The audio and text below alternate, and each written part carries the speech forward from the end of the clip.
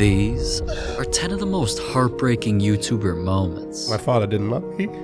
He did lose his battle. They're suing me for something I didn't do. Bro, that really broke my heart, bro. And at number 10, FaZe Rug's entire family was heartbroken after a loved one passed away. See, the whole family, and of course Rug, was always spending time with his cousin Anthony's dog. No, no, no, no! No, Grandma! Wait, no, Grandma! Get back on there! He will not give that up to. Cuervo, hi! Oh my god, he's so big and scary looking. Love you! Guys, this is my dog right here. And moments like those just proved how great of a dog Cuervo was. Until one day, Rug and a few family members posted heartbreaking videos. Yesterday, my cousin Anthony and his whole family lost their dog, who was only 3 years old, due to seizures. He couldn't move, and they said that his brain had swelled up. I had to put my dog down. He was such a good dog. My most prized possession. My best friend. He's been through every breakup, every family issue. He was the sweetest soul in the world, and we all loved him. Everyone in our family loved him. Now, losing Cuervo was something the entire family was struggling with, so love and support wasn't the only thing Rug wanted to give them. I hope you guys like it, but you guys can turn around in 3, 2, 1, go.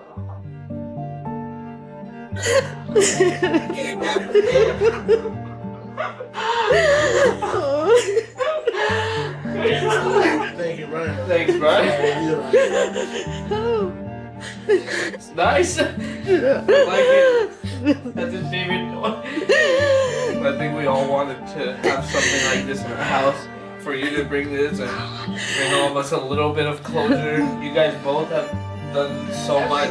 You guys deserve it 100%.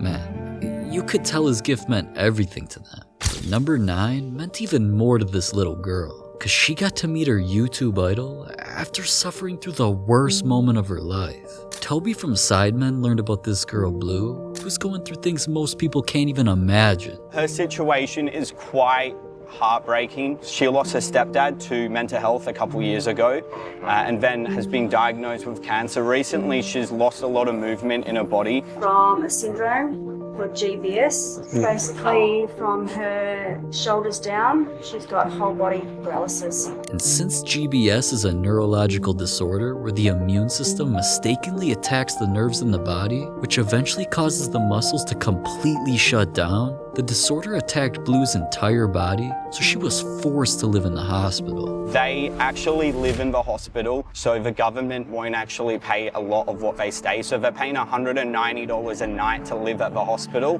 and they don't have a home to go to right now. Now, Toby wanted to do anything he could to help her and her family, so everybody pretended to be doctors so she wouldn't suspect anything, just so they could give her a heartwarming surprise. So a patient here I need to talk to.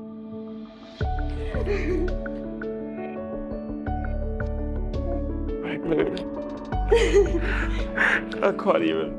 I'm a mess. I bought you some presents, but when you get better, this is the only item of Sidemen stuff that I have with me.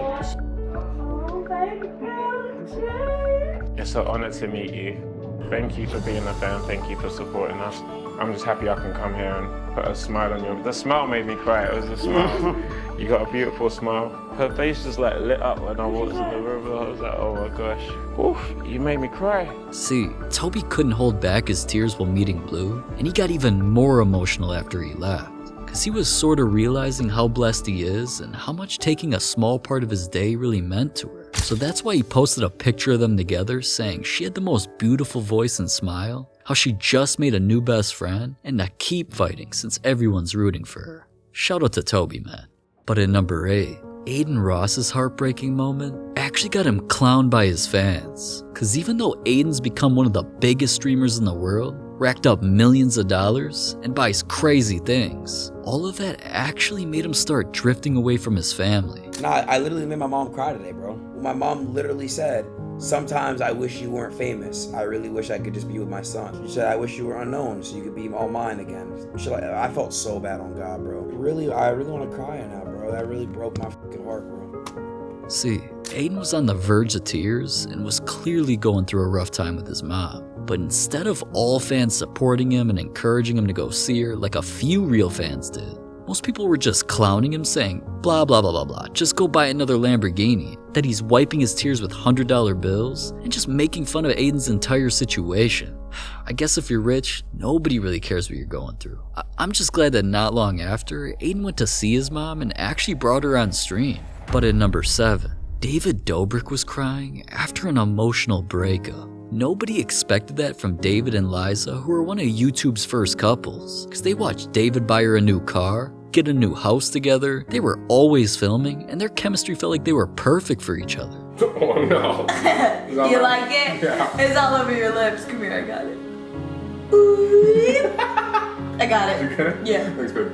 No problem. But even though fans watched most of their videos over 10 million times and clearly loved them being together, none of the support was able to save the relationship from eventually falling apart. Liza broke up with me because she felt like we've been kind of distant because we've just been so busy, period. Yeah. As much as I hate to admit it, I was feeling that on my side too, but I just don't have the balls to kind of pull the trigger on that and be like, hey, we should take a little bit of a break. I hate this. This is gonna sound so lame, but I really want to spread love, but I have to have it first. The bottom line is, she's the best girl ever, like literally I've ever met in my life. Like there is not a bad bone in her body, which is why it's so unfair that she feels not the best sometimes. I think we were both just so angry at the fact that we even distanced in the first place, because I love him and he was always good to me. He's always been a good guy to me and he's always been a freaking amazing best friend and a rock for me, clearly for so long. I don't really cuss online, guys, but David's just Man, and as much as they still loved each other and wanted to be friends, their breakup affected them and their fans so much that it didn't just have fans making emotional posts about it. David even made a heartbreaking breakup post about Liza where he told her how much he loved her.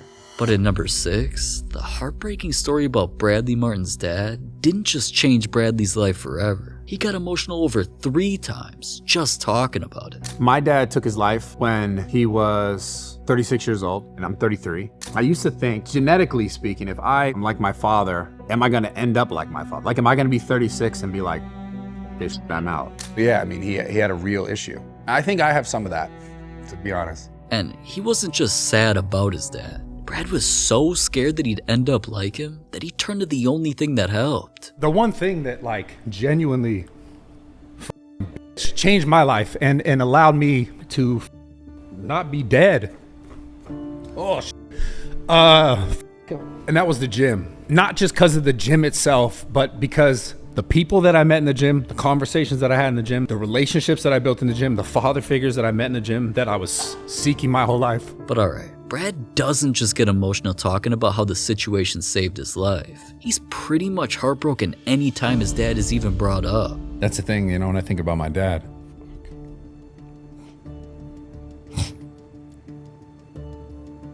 I don't want to cry. My perspective then was so different than my perspective now, and I was able to look back from an older state and understand that it wasn't as simple as what I thought it was then, which was my father didn't love me. Yeah. And I'm not good enough. Yeah. And everything that we go through, every hardship, every downfall is going to be a new opportunity to learn and to grow and to become better and to go closer to where you really want to go. You just have to allow it. Yeah.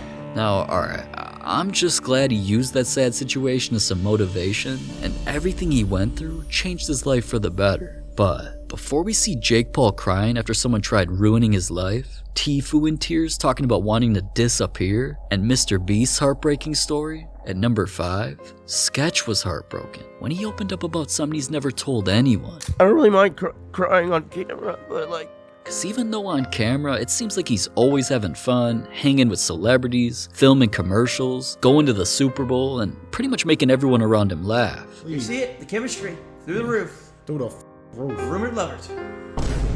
As happy as Sketch acts, it's actually just a mask to something severe that he suffers from inside. Did you feel that anxiety prior to your career? Yeah. Have you ever tried to get to the bottom of potentially where it comes Yeah, from? like I've been to therapists and tried all the medications. I just don't like being under medication. Like everybody wants to be with you. You're funny. You're super positive. You're lighthearted. And so it's interesting to sit here and better understand like the things that make you a bit anxious. And I wonder what would change if you were to really get those under control. Probably a lot of stuff. I don't really mind crying on camera, but like, I don't know. I feel like I just had anxiety all day, and now I feel better. But like, can I tell you something really quick Yeah. too? Just sorry to talk because I want. no, I want to keep all this in because I'd rather like people know like. I'm with you, bro. I am heavily with you. Yeah. Man, you gotta respect Sketch for always putting on a brave face for his fans. Cause honestly, I'm sure a lot of us deal with anxiety on some levels, so I understand why it's been hard for him, especially since he can't find a solution. But listen, at number 4, Jake Paul wasn't just heartbroken after he got sued. He actually cried realizing someone tried to end his entire career. Cause just 6 days before his big fight, news broke that Jake was being accused of something inappropriate by a TikTok star. And she didn't just post a viral video to expose everything about the situation, which had thousands of people supporting her while attacking Jake. She eventually sued Jake, and all that made him feel like the entire world was against him. So he didn't just post a long response denying all the allegations. He eventually broke down in tears just talking about it. I wake up the next day, have a phone call with my lawyers for one of the lawsuits for literally like something I did not do. And it goes back to like people just like attacking Jake Paul, wanting to see me fail for literally like nothing. They're suing me for something I didn't do. It just pisses me the fuck off. And honestly, Jake was heartbroken knowing everything he worked for could be gone over one allegation.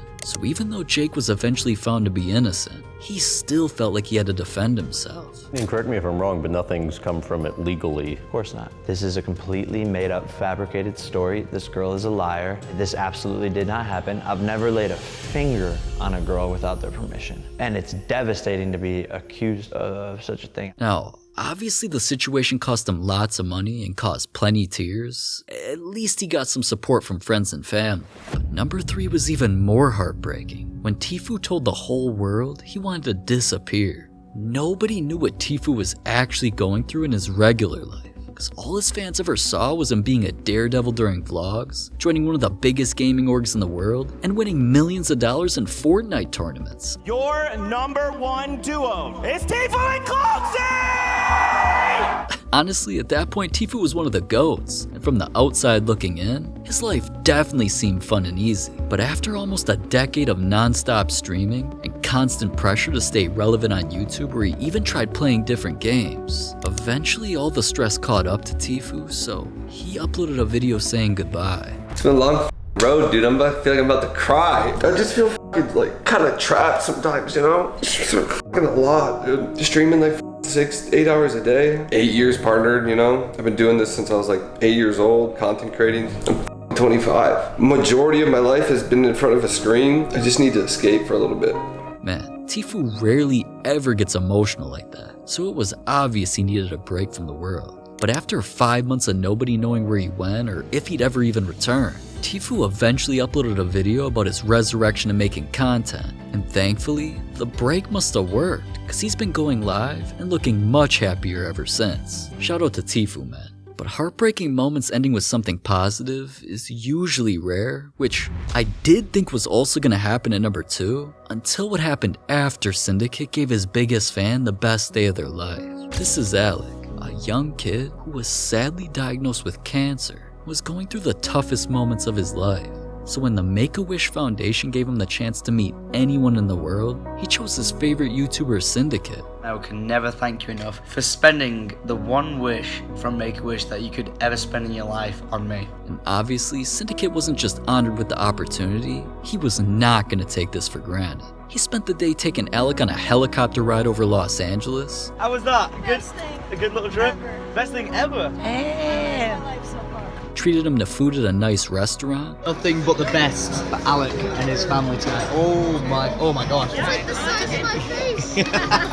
And even took Alec to a gaming event. What he doesn't know is that Razor, the homies, have hooked him up with a bunch of swag, so. Sounds like it's gonna be a freaking awesome day. So yeah, we figured you needed an awesome bag to go with it, so hope you like it. Awesome day, awesome bags. But as wholesome as their entire interaction was, just a month later, Syndicate had some bad news. I'm all emotional upset right now because I just did a video for Alec and his family, because if you guys remember, I did a Make-A-Wish when I went to E3 2016, and the Make-A-Wish was to go and hang out with Alec for a day who could choose to do anything he wanted in the world, but instead Alec, who was fighting a battle with cancer, chose to spend his day with me. Unfortunately, like 3 days ago, he did lose his battle. Now he's in a better place because he really wasn't in a good spot, so it's just such a shitty situation, like, what? Man, Alec was such an inspiration to him that his passing made Syndicate too sad to continue even talking about it. R.I.P. man. But alright, Mr. Beast has done a lot for fans and people all around the world, so it's only right he's at our #1 spot, especially after what he did for a young kid who saved his sister's life. Around 5 or 6 o'clock one evening, Bridger and Brielle decided to go over to the friends. The girl that was with them said, "That dog over there's the nice one. This is the mean one." At that point, the mean dog turned and started jumping at them. Bridger was in front of Brielle, got in front of Brielle. She very much used him as a shield, as her protector. He says the dog just kept biting. Now, 6-year-old little Bridger saving his sister not only left him with over 90 stitches on his face and scars that'll live with forever, his bravery almost cost him his life. Bridger said, "I stepped in front so that Brielle couldn't get bit. I yelled for her to run." And I said, why'd you do that, buddy? And he says, "Dad, if somebody had to die, I'd rather it be me." And all because Bridger thankfully survived, his story went so viral that he wasn't just being shouted out by his favorite superheroes and even got to meet one. His favorite YouTuber, Mr. Beast, even sent him a special message. What's your favorite thing to watch on YouTube? Mr. Beast. And why do you like Mr. Beast? Because he helps people. Tell me what you think about this. Hey, Richard. So someone just told me that you were a fan of my content. I was like, oh, I need to send him a video. That is insane. I almost have a hard time believing it, especially at your age, what you did. You're amazing. I would not have done that, especially at 6 years old. And even at my age, I couldn't fathom doing something like that. And so you're a really great guy. I'm really proud of you. Mr. KickFlix, you're awesome. Man, you could tell Mr. Beast made him feel like he was the superhero that day. But wholesome moments like that, or getting emotional, that's something YouTubers and streamers know a lot about in other videos like these.